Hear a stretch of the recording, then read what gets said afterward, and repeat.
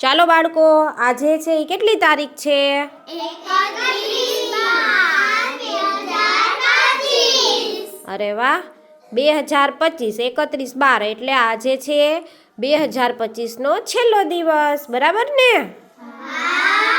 તો કાલે કેટલી તારીખ હશે? કાલે હશે 1/1/2026. કેટલી હશે? પહેલી તારીખ, પહેલો મહિનો કયો છે? જાન્યુઆરી. કયો? 1/1/2026. કાલે શું છે? તો ચાલો, તમે બધા નવા વર્ષમાં શું નવું કરશો? કાંઈક નિયમ તો લેવો પડે ને કે હું નવા વર્ષમાં આમ કરીશ.